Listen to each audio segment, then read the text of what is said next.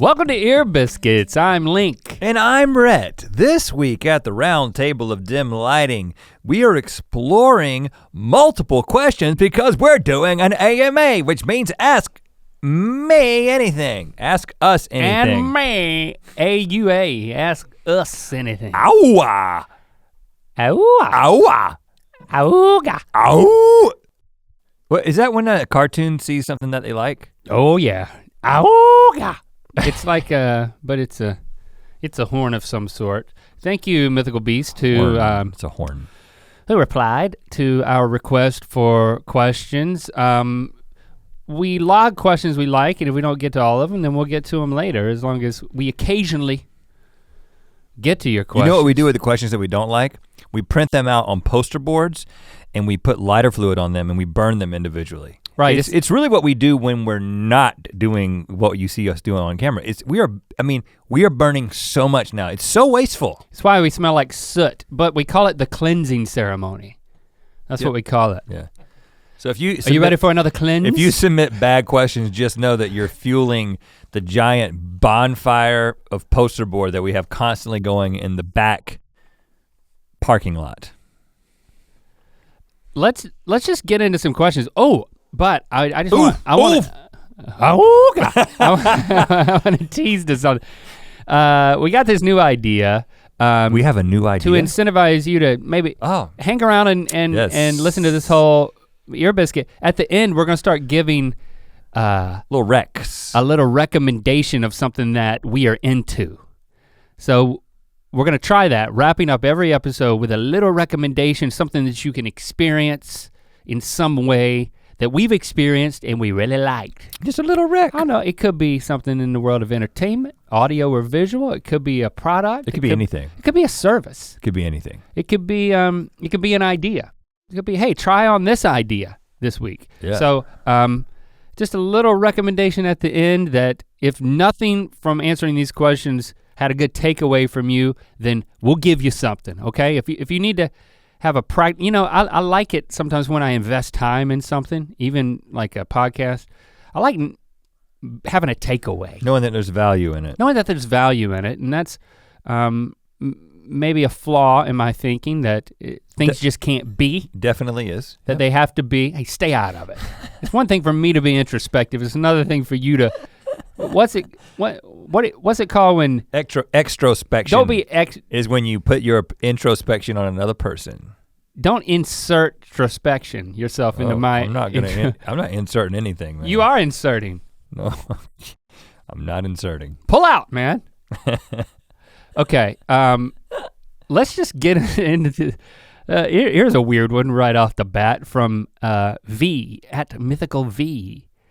This was posted 4 hours ago. No, that's just when we printed it, said 4-H beside it. Oh, well, maybe she's in the 4-H. If you were to have a third hand, where would you want it to be located and what would you use it for? Hashtag Ear Biscuits. Well, let me just start by saying that I definitely know my first answer to this, but we're not gonna talk about that.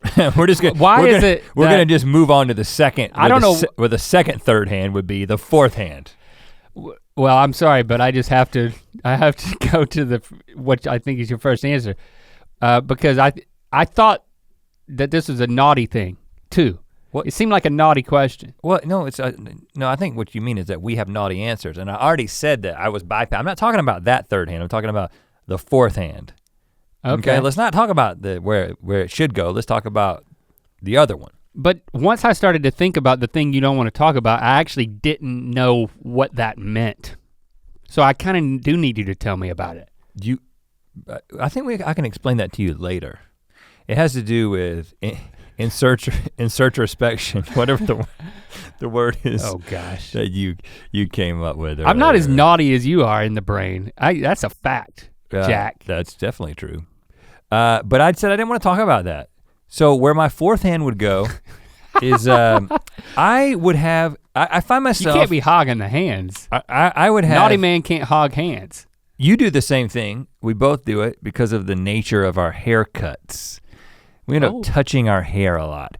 I think I would have a hand somewhere strategically placed, potentially inside the hair itself, so that it could go away. So it would be like, you know those things that, you see those commercials for the things that the ladies anybody could do it, but it's usually the ladies put the things in their hair that gives it some volume. Like yeah. So what is it called? Like the bump or something like that? It's got like a name like that. About. I would have a hand that was concealed inside the hair, and the hand itself could style and add volume. Oh gosh. But then the hand could also just reach and grab and straighten. Right. Straighten the hair. That's not a bad idea. But if you go bald, then you just look like a rooster.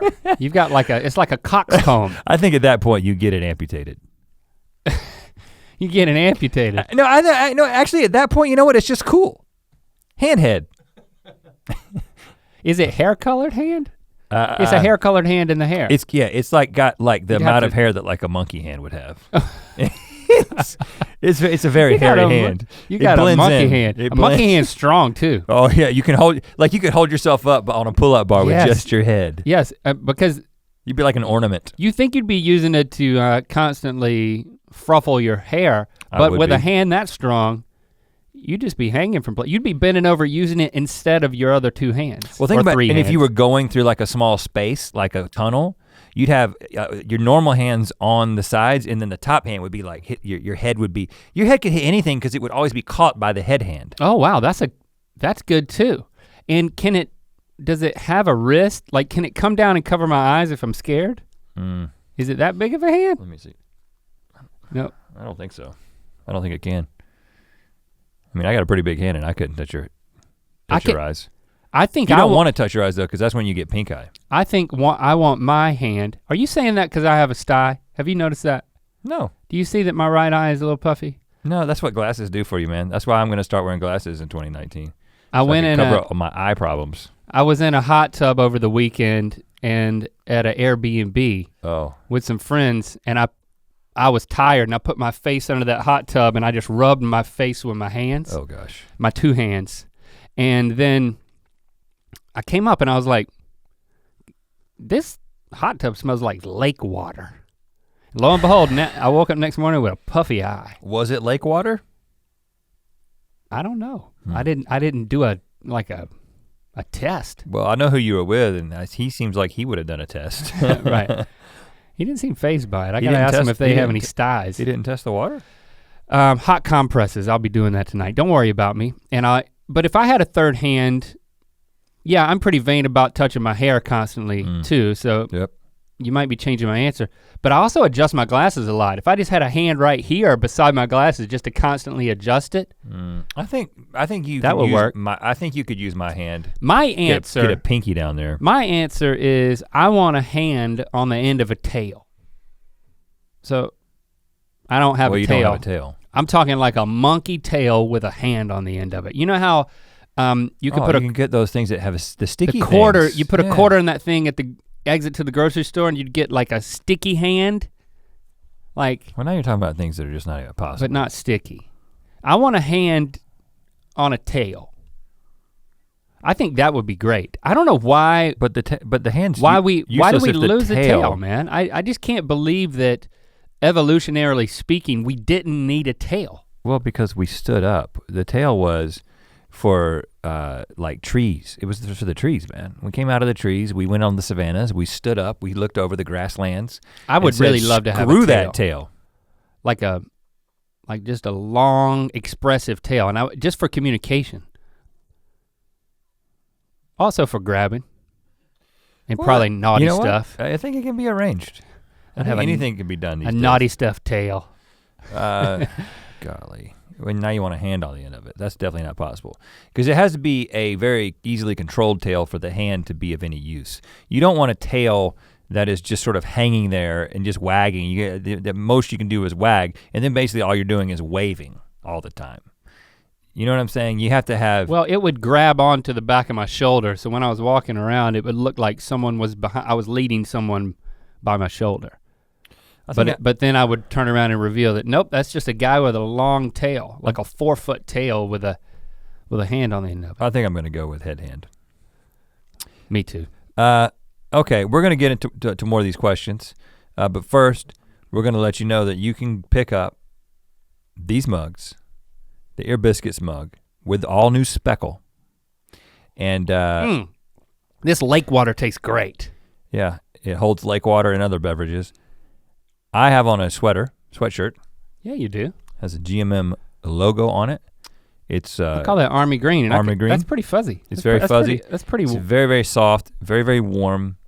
I'm in my happy place, and I don't even have but 2 hands. Your happy place is within merch. Uh-huh, yep. I can relate to that. Mythical.store is where you get all that stuff. Let's get into another question. Payola asks. Payola, isn't that like some kind of like illegal thing? In another universe, you guys are teachers. What subject would you like to teach? My answer is pottery. Like I want to be a thrower. Isn't that what they're called? When you're like spinning pottery and then throwing it, it's called a thrower. I have no idea. A person who makes pots, throws the. But you want to be a teacher or you want to be just a person who makes pots? Because there's a distinct difference. I actually don't think it is. I want to be a guy who makes pots and like different mud stuff. As a craftsman. And so well that I can teach people. But what's more important? It seems like the crafting or the teaching? It seems like I have to be a teacher, that's the question. I want to teach it. I think it would be fun to teach. You use the teaching question as a way to get to a hobby that you want to make into your job, which is fine, but I find it interesting that the teaching part is not. Oh, I'll get to that. What appeals to you? I think that it's teaching as a concept stresses me out. Like there's a lot of pressure associated with like knowing something so well to then tell people that stuff and then they're supposed to believe it and then it impact their lives. Like that's just a lot of pressure. Like I don't have that type of confidence in knowledge. Like I always feel like I need to state everything, couch it as an opinion. And I love to give opinions really? On things where there aren't answers, but like teaching something seems so final and like I feel like I can screw up people's lives unless it's just them making a pot. And pots can be very, very special to people. I also think be very significant, especially it depends on what you put in them. And I like that. So in some form I'd like to be an art teacher where it's not about, if I'm wrong about something that I've passed along, then somebody's gonna. That's interesting. So the reason you went to art is not because, it's because you value the subjective nature of art. You're afraid to teach anything that might be considered to be objective or final in some way. I think that's what drew me to it. And also it seems like, I think I could be a Zen teacher of pottery. Like I think it could be, my class would be equal parts pottery and therapy. Like just inspirational. Like I wanna have an inspirational class where people are just touching mud. Cause it's like you're getting in, it's like, it's very primal, like, playing with mud and dirt and the spinning motion, it could be symbolic of something that I would make up just to get people excited. I just think there's a lot of potential. It sounds like you really thought this through. Yeah. As you know, I'm not TED Talk. As you know, I'll be making TED Talks about it. I am not. Don't hold back.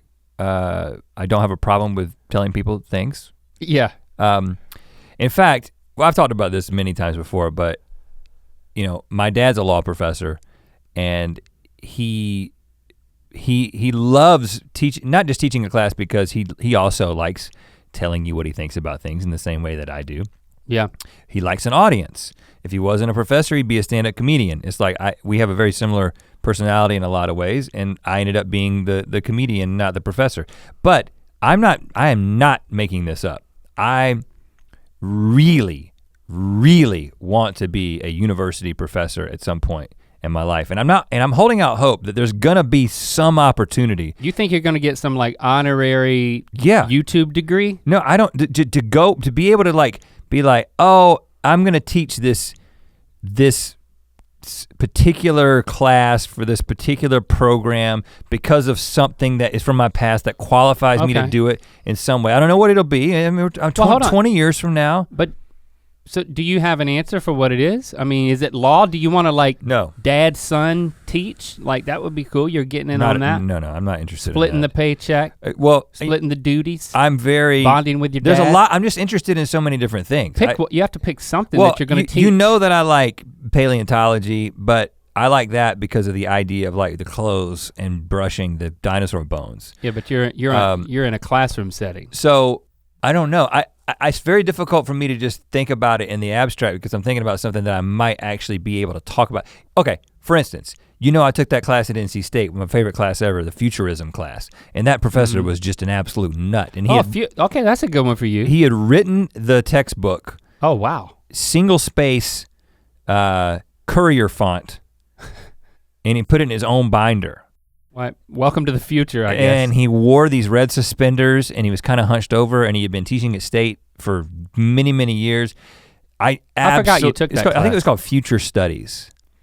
And it was like introduction to, my introduction to a lot of like science fiction writing and Asimov and stuff like that. But really? I absolutely love that. Now I'm no expert on that, but I have an affinity for that stuff.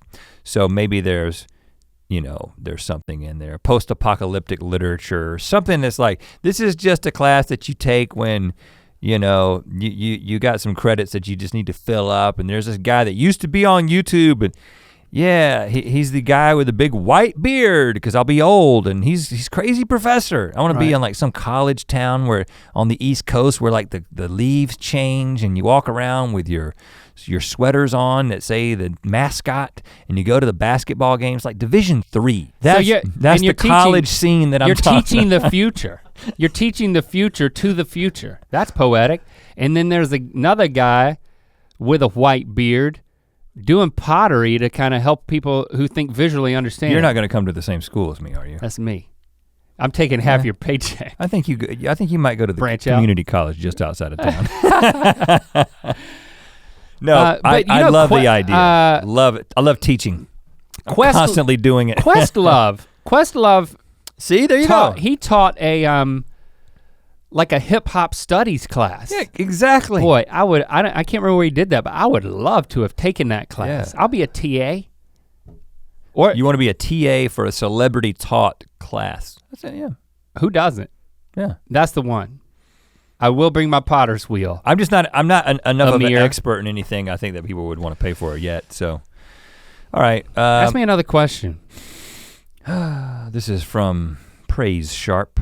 Okay. An asker of questions. What's the one thing you thought was super fancy as a kid but turned out to be an average, not fancy adult thing? I thought Lunchables were fancy in middle school. #Ear Biscuits.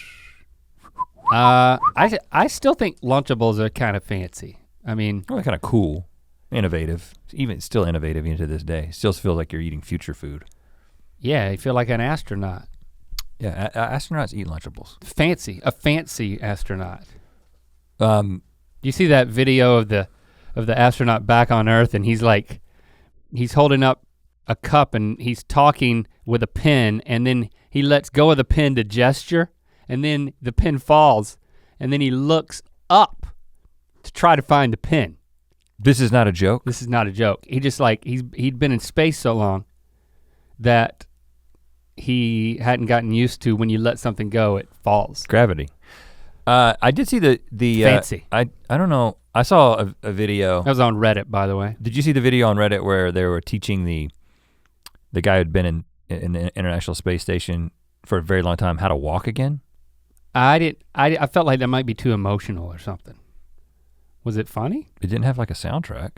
No, it wasn't funny, but it was interesting. It was like, dang, this guy can't walk anymore. It's probably the same guy who then doesn't know what to do with a pen. He can't gesture either. Yeah, seriously.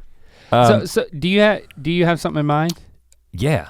I had a hard time with this one. I don't. No, I think the way I was thinking about it, you'll relate to this. I remember everything seeming fancy. Like the whole town of Dunn seemed fancy to me. Just to, growing up, when we went to the Chinese restaurant in Dunn, because it had like a gold sign. This was the town. You know what I'm saying? You drive on 421 10 miles towards the interstate. East. And then you'd get to Dunn with 2 N's. They had a movie theater with 2 movies could play at once. Twin Plaza. Yeah. They probably still got it. Now, so, but it went beyond that because it was like, I talked about Shoney's before on the show. Shoney's was super fancy. The Mexican restaurant in Fuquay, El Dorado.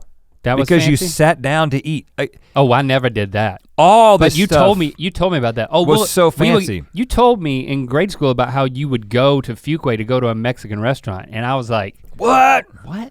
And I didn't understand. And then once I like even in high school, I never ate at a Mexican restaurant. But once I started getting to know my wife and started hanging out with her family, and they would like go to like Maggiano's. You know what I'm saying? We're still in chain territory. Yeah. But like that was like, what? Oh, that was the tip top, man. I was like, I've never eaten in any place like this in my life. And now I'm just such a douche. Daryl's. You know what I'm saying? Daryl's is the one that I would go to. Now I'm just a snob. Now I'm like, well, I'm not gonna eat it if it's a chain. You know what? I've got to, no, it's got to have 4.5 stars at least. It's got to be on the Eater LA map. And they've got to, right. and they've got to serve beets. And I mean cold beets in a salad.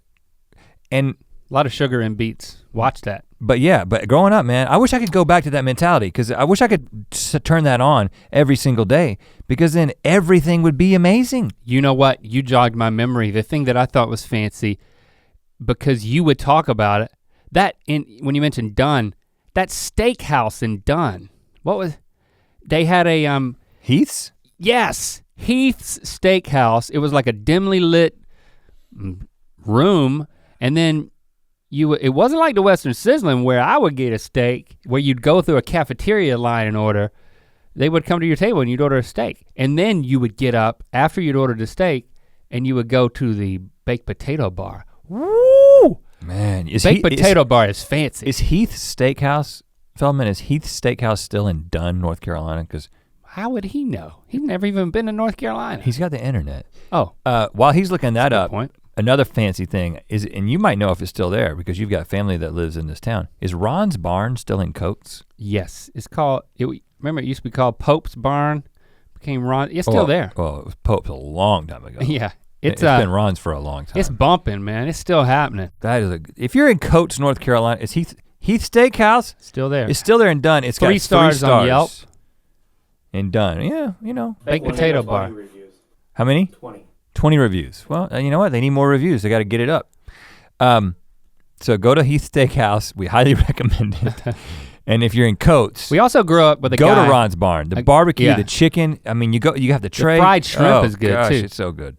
We also grew up with a guy named Heath. I thought he was pretty fancy. Heath's first name?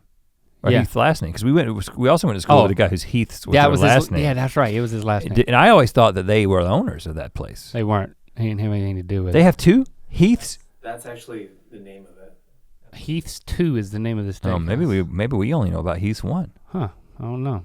Man, how much is a ribeye there? I just want to get a Dunn, North Carolina ribeye price. Hold on, listen, before you tell me. Right. Get a ribeye at Heath 2 Steakhouse in Dunn, North Carolina. I'll get your number. I got my number. Doesn't say. It doesn't say. Push. Okay, well that exercise was going nowhere. My number was fast. $23. Oh, I was gonna say 16. Oh, it ain't that cheap. You don't think so? Well, we're just gonna have to You're go next time we jaded, go man. home. All right, got another question for you. Chef Jess 1234 down under asks, if you could design a program, physical or digital, to make your lives easier, what would it be? Yeah, I like this question because I like how things could be easier for me. And the thing I've been thinking about is I want my shower to blow dry my entire body. Yeah, I almost got Is that a thing? Because I should have gotten that. Yeah, I knew it was probably. Hold on a second. We've talked about this. So they make a thing that was a Kickstarter. We talked about it on the show. I'm pretty sure. Where it was a thing that looked like a weight scale, but you would get on it and somehow it would dry your body. Now Jesse wanted to get this for me. I looked at it and I was like, I just don't see how this works. But in the process of looking it up, yeah, you can get the showers that not only have the crazy jets from all sides, but you can also add in crazy blowers. Man, fans. I got a new shower and I didn't even think about that. And now I sit there and I'll get out of the shower and I'll brush my teeth and then like, I break out the blow dryer, I blow dry my whole body. And then I look out my window and like my neighbor can see me. Well, if I don't close my shades. That's a different problem. Well, my neighbor watching me blow dry my body. You know what? I drove by blow my armpits. I have mixed feelings about this. And my crotch area. Of course. Well, yeah, don't leave that out. I can do that with my third hand. It just. I can have four blow dryers going at once. I got 4 hands, I got one on top of my head as well.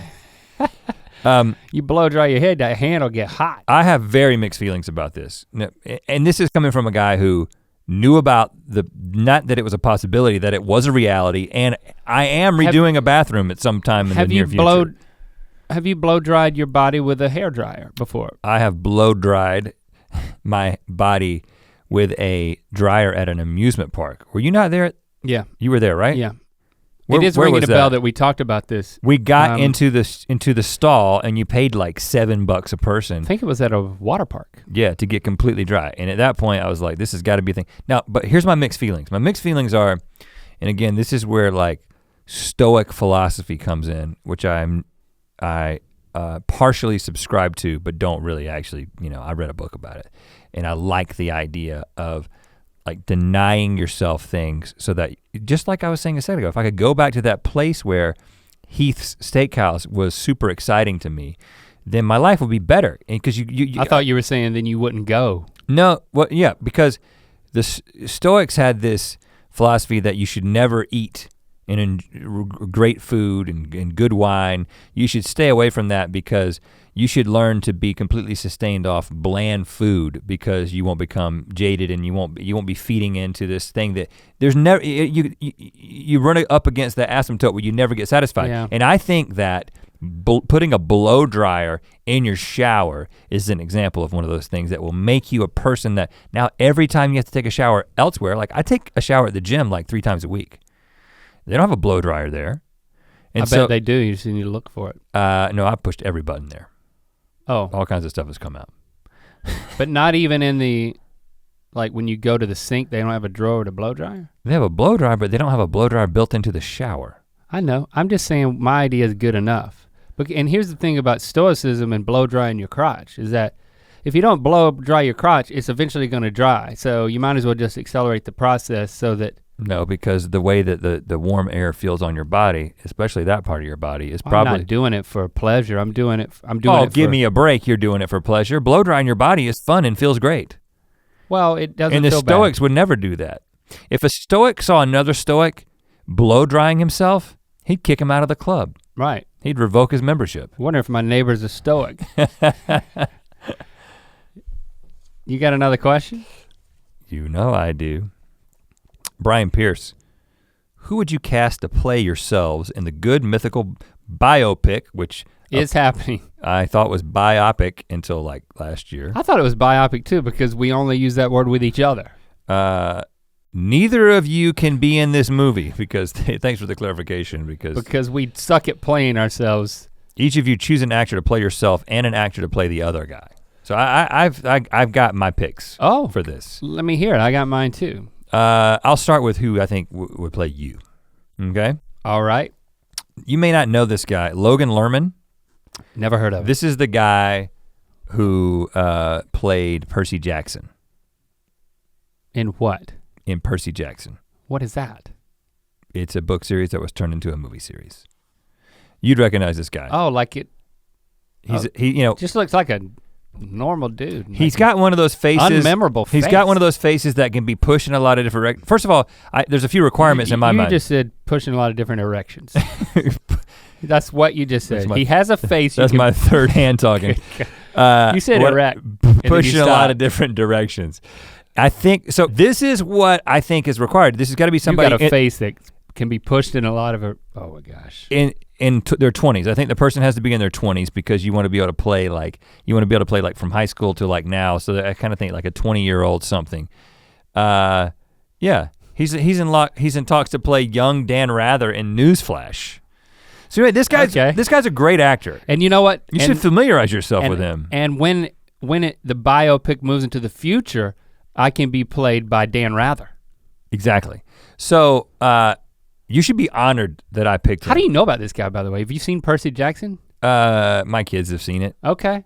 Well, no, the way that I did it, let me, first of all, the way that I did this. Think of this? Because I wouldn't have known that guy's name. I looked up top actors in their 20s.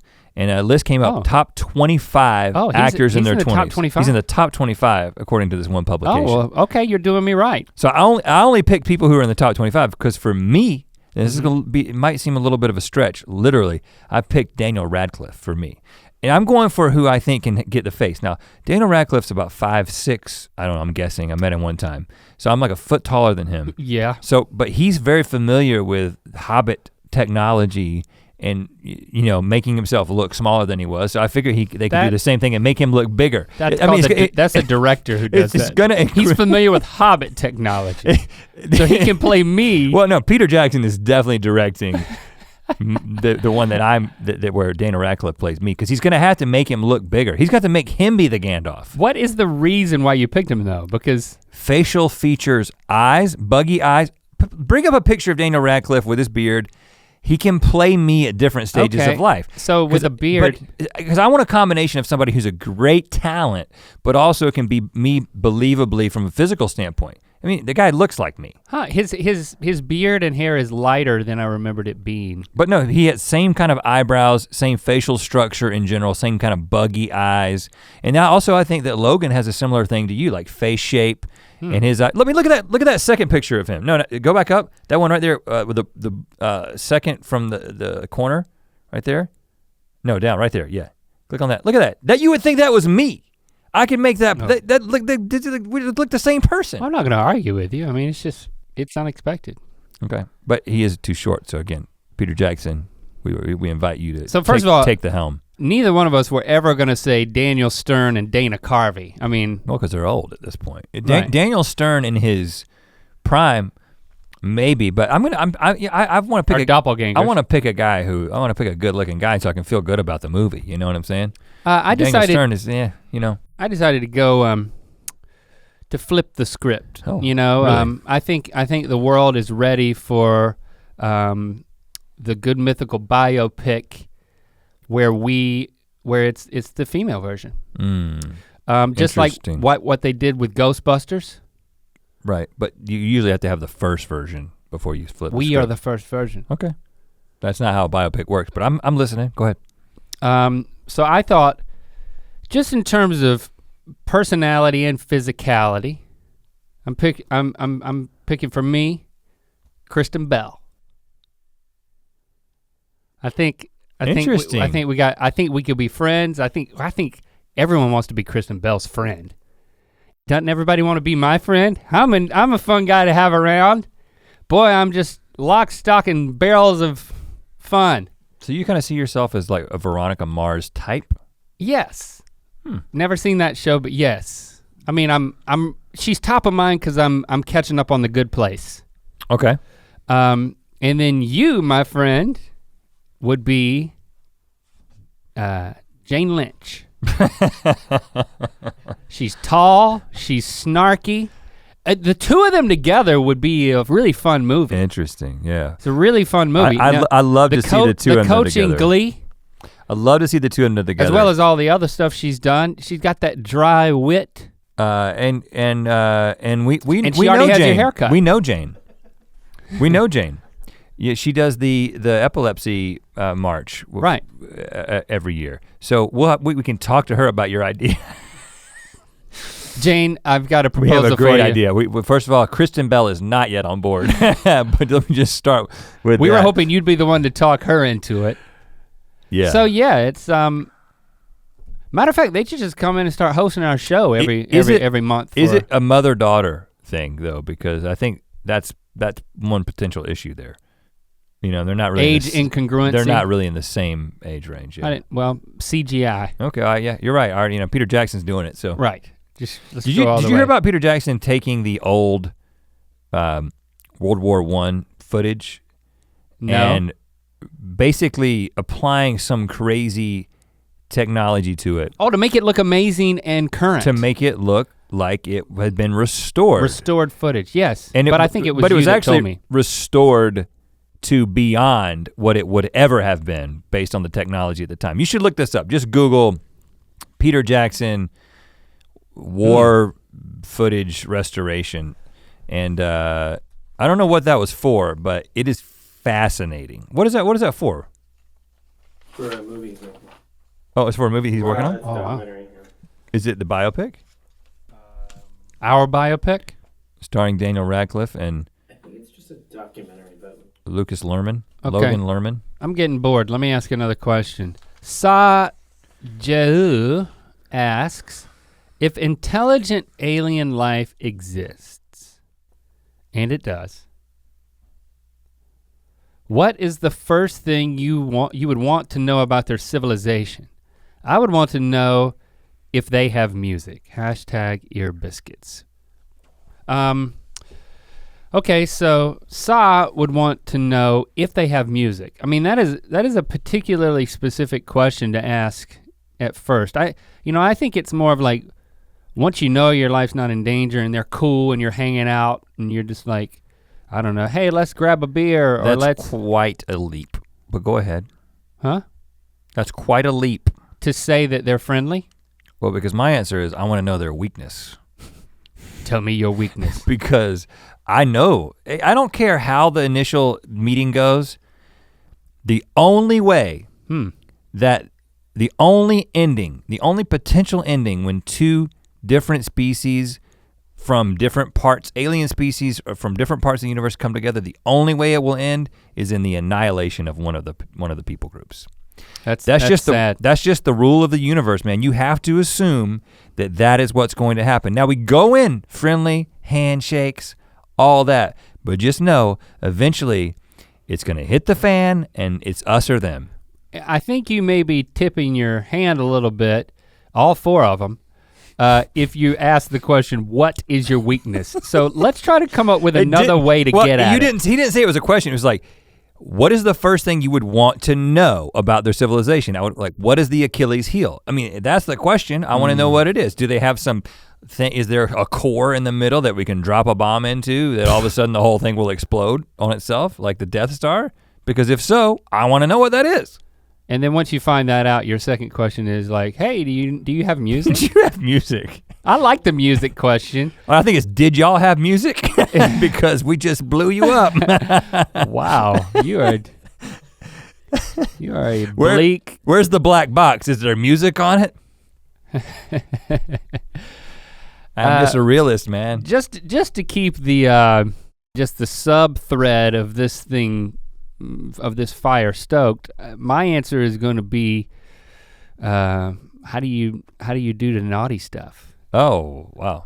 You want to see a demonstration? Give me a demonstration if you must.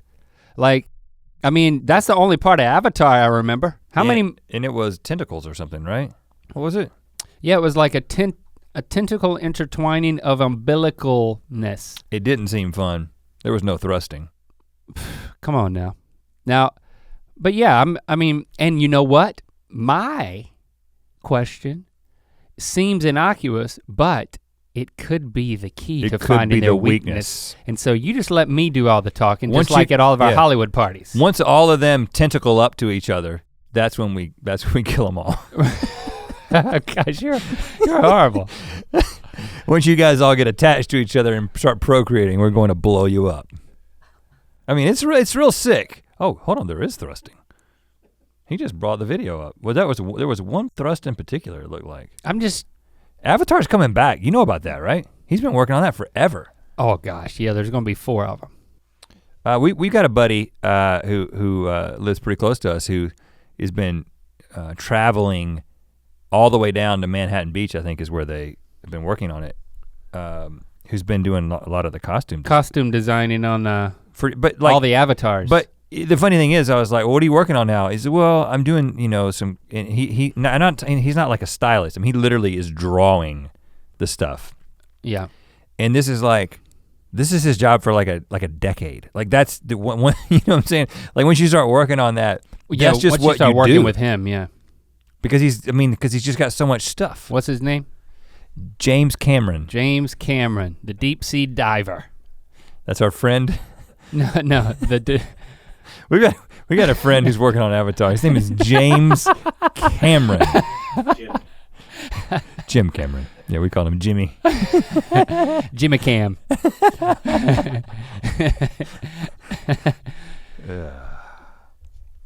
Having fun today, Link. What is your weakness, James Cameron?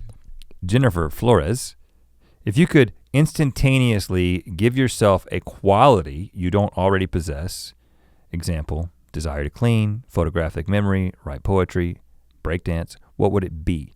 Now keep in mind, this is not a superpower. We're not talking about something that doesn't exist. This question matters. This is a quality that humans can have, and you could, through a combination of natural talent and practice, get, straight up. But this is just, you can snap your fingers and you can get it. What would it be? Instantaneously. Since we're like working on music and stuff, this isn't my answer, but I was thinking like. You're gonna take my answer. Something in the music world, but I stopped that because I didn't want to go there. Okay. I applaud your efforts in learning the piano as we gear up for concerts. Well, and I think that's why my answer was to be a virtuoso. Oh, on a piano? Well, so. On any instrument. Because my answer is different, but go ahead. Well, if it's an option to be a musical virtuoso of all instruments, which, there are people who can play a lot of, but that's kind of multiple skills. So I would definitely do that. But if I had to choose one instrument, and this is probably because I'm just beginning to learn, I do think it would be the piano. Yeah. Because I just think that what you can explore on the piano is just limitless. I was sitting down, like Lando called me over. He was like, tell me, do you prefer it when I play this song like this or like this? Because I'm encouraged, he didn't use the word.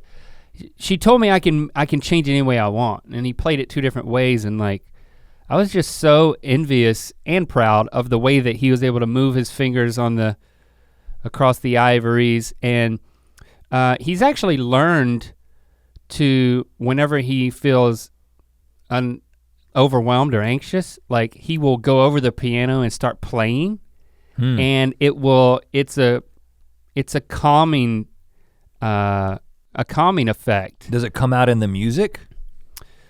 Is he like, this is my angry song? He's not like, no, it's more of a calming, he always plays like a calming thing, which he's one of the songs that he's working on now. But just the level with which you can get in touch with, it's just a connectivity to a different part of your brain and body that I am envious of, especially with the piano. The way there's a lot of physicality with it, and it's like a full body experience. Are you experiencing that as you're learning to play the piano? Is it? I know it's early. Well, the funny thing about this, and you will, if you come to the London show or you come to any of the shows that are booked for 2019, you will see me play the piano. Now, interestingly, I'm doing it the way that I've always done, which is I didn't learn any songs. I learned a little bit of Easy by Lionel Richie. Yeah, I was impressed. And but then I quickly just move on to writing my own song. And so what I can do is I can play the songs that we're going to sing. Well, definitely gonna sing at least one song. I think hopefully 2. But I've been this way with the guitar. I was like, I don't play a bunch of covers on the guitar. Right. It's just I am able to play the thing that I'm actually doing, and within the the parameters that this song allows. And so then I have to kind of build. And of course, I'm starting out in the key of C because that's the easiest place to start on the piano. And so you can kind of just get the feel down before you have to really start involving other parts of the board that may be intimidating. So and all the instruments I play, I can only play what I play in the songs that I play them in. Right, you just can't pick it up and just be like, we do the same thing. We kind of learn how to fit, like, this is what we need to do for this song. Right. And for guys who write musical, comedy music, right, you can kind of get away with that. I went and saw Dawes one of my favorite bands, put on an incredible show at the Orpheum. And I was just like, you know, sometimes I'm envious of people who just do the one thing. Like I look at the guy playing the piano and I'm like, I'm not saying the guy doesn't have other interests and other abilities, but he's pretty much, what he does is, I'm the guy that plays piano in this band. And he's so good at it. And you know, and everybody who plays their own individual instrument, they're just, the whole 10,000 hours thing, they've just done it. And what we tend to do is just like, all right, well, this is the thing that we're doing. Let's figure out how to do that. Not become experts, but no, become good enough at it to do it and to learn something from it and then move on to the next thing. And so I don't know, being able to snap my fingers and have that ability would just be awesome. To be a virtuoso instantaneously at the universal language that is music. Right, and then you could just That's play powerful. music to the aliens, which Close Encounters of the Third Kind. They communicated via music. And now, Close Encounters of the Third Kind, great movie. Again, they play music and it makes you cry. It's not realistic because they'd play a little song and then it would end with a laser beam just blowing up the earth. That's how it should have ended. Unless they were trying to procreate and then the joke's on them. For me, my answer, the one that I'm going with is, because I get so frustrated with this, is that I would be able to remember everybody's name. Once somebody tells me their name, I would know it forever. And maybe I could get away with saying I would remember everything, but this name fright thing I think is getting worse. Oh, well, you're getting older. Your brain is getting worse. I'm psyching myself out that like people whose names I know, I now don't say their name to their face because I have this little shred of doubt that's getting bigger and bigger that I'm not gonna say their right name. Well, there's a good reason for that doubt. And I've known him since first grade or something. It's gonna be really weird. Like, Rob, Yeah, did you just call me Rob? Just say man. I know, but that's, hey man. I want, you know, that's not a great way to make people feel valued or known. Hey ya. Hey ya. Hey ya. Hey girl. Hey girl. Okay, hey lady. Good luck with that. Miri H says, what's the best/worst practical joke that you played on someone or that was played on you? Well, you know the first thing I thought of, the best/worst practical joke that we did. Yeah, well, we've told this story before, so I'm gonna tell an incredibly condensed version. And really what I'm gonna say is that I learned recently that my kids had never heard this story. Well, you give them enough, and I mean, it's, you know, even if you've heard it, it's worth hearing again because it was the best/worst practical joke we ever played on anybody. Well, but you have to tell both parts because you have to tell the high school part first. Yeah. In high school, we were in a group of friends that was 6 guys and 6 girls. There was some dating that happened off and on. You know, it was just like a television show. And there was one night in particular that all the guys were outside and we were all gonna go someplace together and the girls were inside one of the girls' houses and we wanted to get inside. In fact, Link had to do a number 2, a duty. Yeah, and I needed to poop. And they thought it would be funny to not let him in. To lock the door. So what that turned into. And I in turn thought it would be funny to crap in a box, like a Tupperware. There was a Tupperware box outside and Link went behind the bus. Her dad drove a bus. I think her mom drove the bus. Mom drove the bus. There was a wood pile back there too. I remember the smell of wood when I was squatting and intermingling with the smell of duty. Yeah, I was trying to poop in the box. So he poops into the Tupperware and then we take the Tupperware, we put it in the girl's car. It was Leslie's car and it was a white Plymouth Acclaim. Great car. Puts it under the front seat. Yeah. And leaves the top off, we close the doors, and then we get into our car because the whole idea was eventually we're all gonna go someplace in 2 different cars or 3 different cars, whatever it was. I remember sitting in my car, we had the light shined on them as they were getting in their car. The girls come out of the house. And I don't know, I actually wasn't in the car because my vantage point, somehow I was in the house. looking out. Oh, I was in the car. I was in the house. I don't know how I got in there. So they get into the car and then immediately get back out and start looking at their shoes. Like, who stepped in dog crap? Which could happen in North Carolina. And watching that, that's the moment where it felt so good. It felt so successful. And to see them scramble around and look at their own shoes. Yeah. Now, they overreacted. I'll tell you, it smelled worse than any dog poop you'll ever step in. Human feces is the worst smell on the planet. And mine is the worst of that. Yeah. So, again. All I ate in high school was like Cheetos, peanut butter, and chocolate milk. So, one of the girls took the Tupperware and went into Chris Gardner's car and opened the door and threw it onto his seat.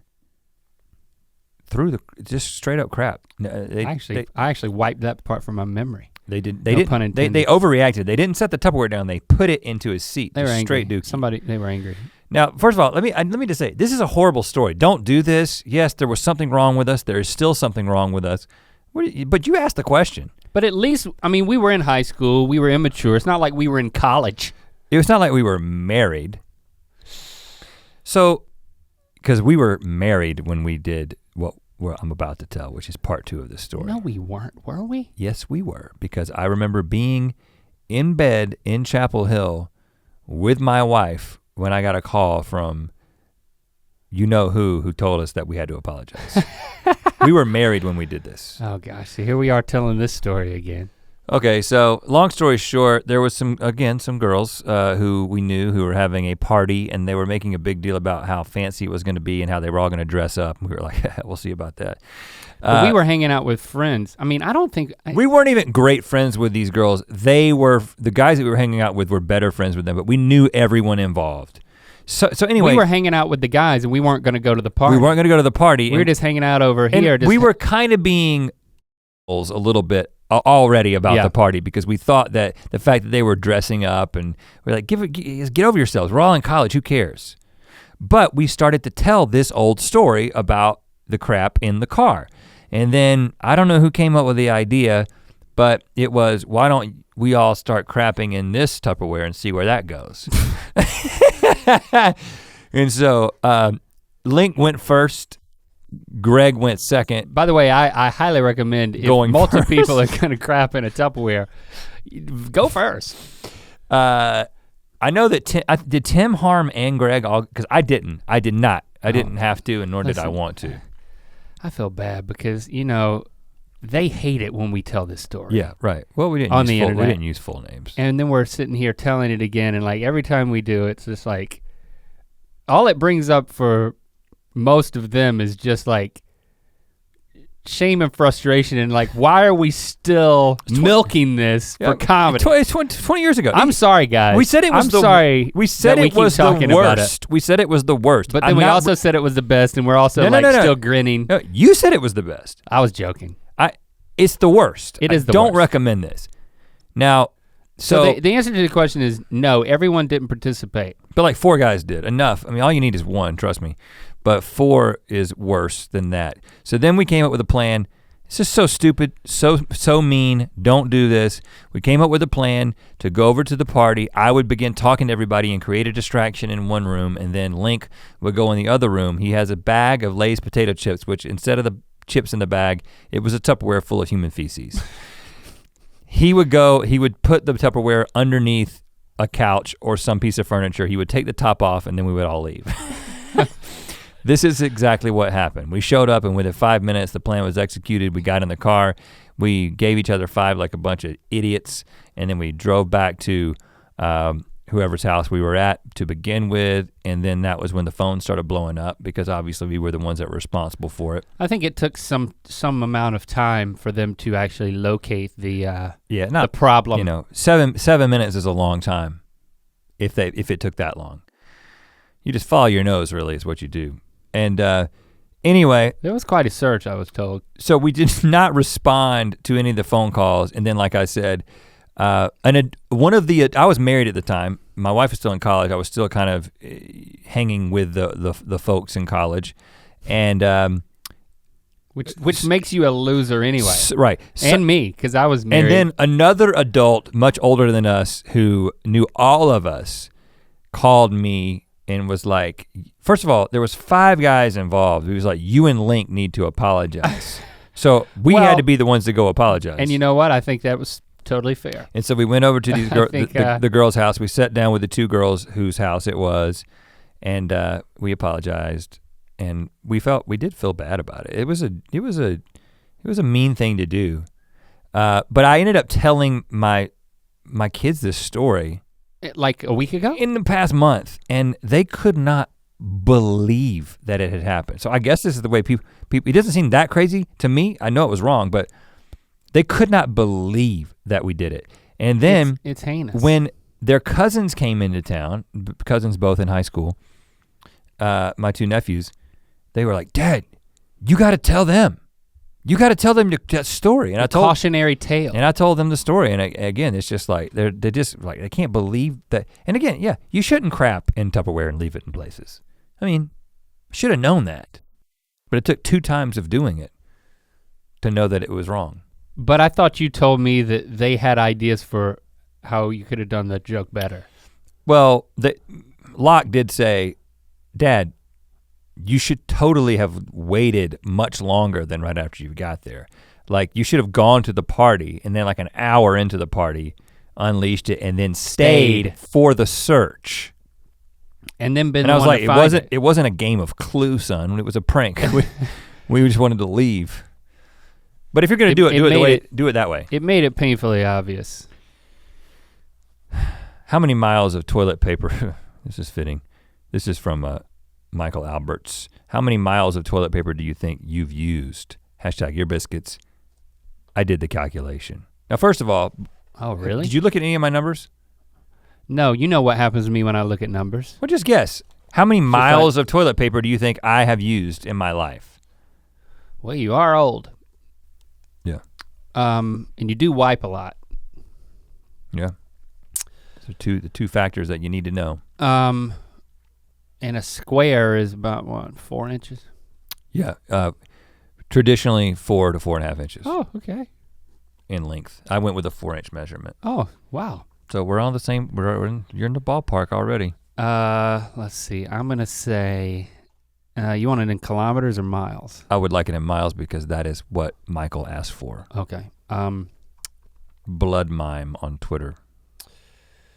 That's I'm gonna say, just for a nice clean answer, a marathon, 26 miles. Okay, that is not a bad guess at all because I calculated 38 miles. Whoa, 38 miles. Now, so I undershot it. What I based this on is me over the course of a lifetime averaging 20 squares per wipe, per trip. First of all, that's too much. I averaged at 20 because as like a teen, it was just indiscriminate. You were reckless. Yeah. So I use less than that now. I use a minimal amount of squares at this point, but it doesn't take long to get to 20 squares. Now, that came out to an average of 2 craps a day. 2 craps a day? On average? Okay.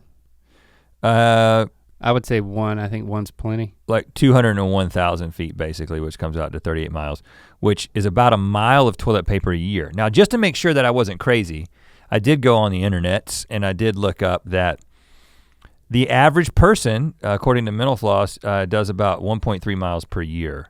So I was my calculation was in the ballpark. And what this equates to is about 50 pounds of toilet paper per person per year, which, this is surprising, a two-person household goes through, on average, 1 tree worth of toilet paper per year. A 2-person household? A 2-person household doing that. They wipe a tree's worth. 1.3 miles of toilet paper per year, which is about 50 pounds of toilet paper, equates to a tree. And I don't know how big a tree can be. It's pretty, yeah, that's quite a sliding scale on the size of trees, but a tree's worth of toilet paper. Just think about that next time you're cleaning up. I'm surprised that there's not some other, you know, some chamois version of a paper towel. That's reusable. No doubt there is. I'm sure you can get it on Amazon. Yeah, like a reusable. Well, don't you remember we met that guy in Asheville, North Carolina when we were shooting the pilot episode for Commercial Kings? His name was like Star or something like that. You know, he's one of those older hippie dudes that was essentially homeless in Asheville. But he had created one single like plastic bags worth of trash for the entire year. He was like, this is all the waste that I have created for the year. All waste. So what did he wipe his butt with? Whatever, the chamois you're talking about. Oh. He had a chamois, no doubt. Now, because it's just like the cloth diapers. Yeah, it's just like a cloth. You gotta have, you or probably you just use a bidet. Yep, even after, well, if you have the bidet with the blow dryer. Ooh. But that you really gotta stay down there for a while to get completely dry. Yep. Doesn't happen. So. Well, that's it. We're ending with some math.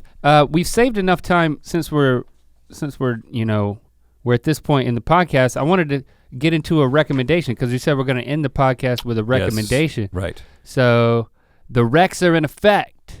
Check baby, 1, 2, 3, 4. So each week, one of us will have one recommendation. Sometimes we will both have a point of reference for this. Sometimes we won't. This one is a dual rec. Yeah, so this is something that my kids found. I was and then you texted it to me and it blew my mind. I was with my boys over the holidays and the three of us were in the hot tub and we started watching YouTube videos and they were like, Dad. Search Badlands Chugs. Badlands space Chugs, CHUGS. I was like, Badlands Chugs. They were like, we love this guy. We love him. Mm-hmm. So Badlands Chugs is the recommendation for this week. This is a you guy, sent me a link to a particular episode that was a tutorial. That was the tutorial part 1. Tutorial part 1. This is the first thing I ever watched, and I had a great experience starting with that particular video. You don't have to start there, but I feel like you get the full breadth of what Badlands is about if you watch the tutorial. Yeah, he's a mountain of a man who, I started looking on Wikipedia and finding out who this guy was. Just the backstory is he's a professional competitive eater. Yeah. But he also is a professional chugger of liquids. And then he has YouTube videos where he's just chugging different things. And it's remarkable. But then he does a tutorial in multiple parts where he teaches you his techniques. He calls it opening up the chug books. But the way that he talks, the things he chooses to say and the ways that he chooses to insert like pregnant pauses because there's not much if any editing is brilliant. I think that's the most significant thing beyond everything that you just said is the fact that at least in the 10 or so videos that I've watched, no jump cuts. And he doesn't, no pun intended, milk it. So he has, by the way, chugged an entire gallon of chocolate milk. And he does it in one single chug, okay? In like under a minute. It's nuts. Now, I don't know if he throws up later, but he doesn't show you that. But so many YouTubers, and we may be guilty of this to some degree, but we don't really make these kinds of videos. But I watch, I'll click on those videos where there's those dudes in Australia who like drop things. They go out and drop things off of that tower.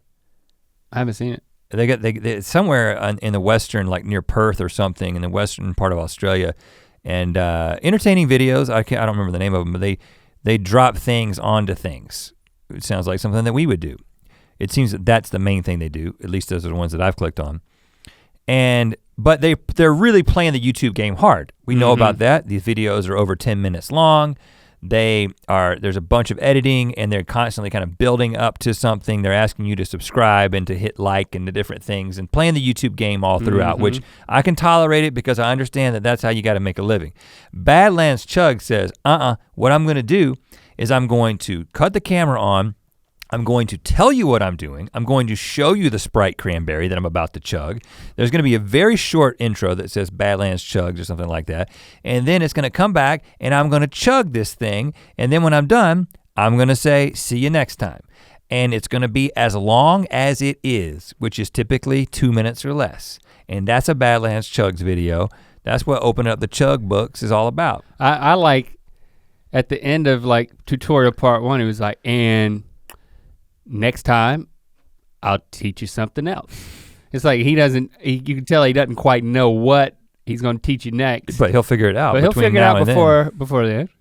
And then he does, and then he teaches it to you. So that's the recommendation. If you've got some time to kill, Badlands Chugs, I mean, you wanna see. You don't need time to kill, you need to rearrange your life. You wanna see to prioritize a man just absolutely kill beverages. I'd love to meet him. I think he was on Kimmel a few years back. So really? It's not like we're the first to discover this guy. No. Maybe you already know. He recently passed. He's dead? No, he recently passed 100,000 subscribers. I think he's zeroing in on 200,000 subscribers. Hopefully we'll send him over the edge. Maybe we can get him on our show. I'd love to chug, man. I'd love to chug with that man. Let's look into that. All right, thanks for hanging with us and listening to us answer questions that other people have asked on the internet. That's what just happened. People ask us questions. When you put it like that. And we answered them, just, from our own personal experience and knowledge and it's real. I mean, it got real. I really like the spin you put on that. It's like, all right, hit that like button, click the bell, all that jazz. Click the bell for notifications. Make sure you like, comment, and subscribe. And we're gonna be dropping a bowling ball onto a block of ice from 100 feet at the end of this video. You know we would if they hadn't already done it. We don't have a tower like that. And come back next week and we'll teach you something else. You can't do that in Los Angeles. Hashtag Ear Biscuits, talk at us, and then next week we'll talk back at you. To watch more Ear Biscuits, click on the playlist on the right. To watch the previous episode of Ear Biscuits, click on the playlist to the left. And don't forget to click on the circular icon to subscribe. If you prefer to listen to this podcast, it's available on all your favorite podcast platforms. Thanks for being your mythical best.